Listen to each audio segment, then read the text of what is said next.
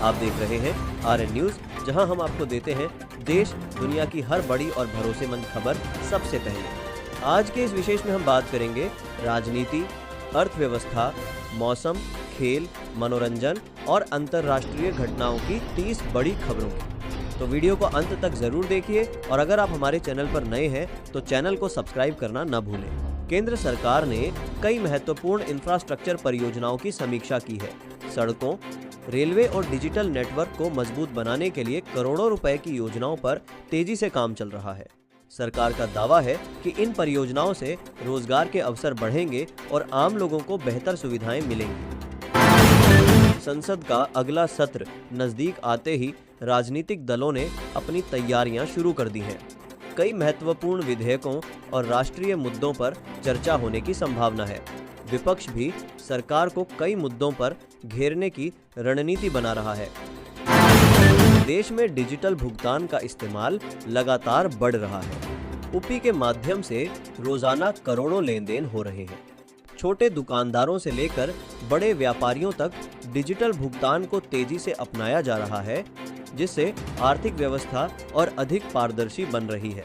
कृषि क्षेत्र में आधुनिक तकनीक को बढ़ावा देने के लिए कई नई योजनाएं शुरू की गई हैं।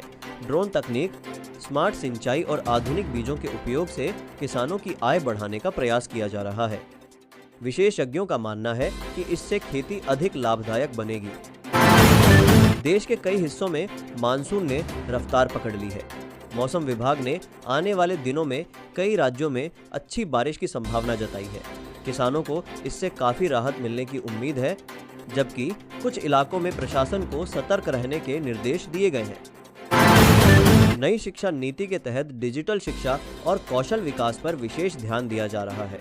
कई राज्यों में स्कूलों और कॉलेजों को आधुनिक तकनीकों से जोड़ा जा रहा है। इससे छात्रों को बेहतर शिक्षा और रोजगार के नए अवसर मिलने की उम्मीद है। सरकार ग्रामीण और दूर दराज क्षेत्रों में स्वास्थ्य सुविधाओं को बेहतर बनाने के लिए नए स्वास्थ्य केंद्र खोल रही है।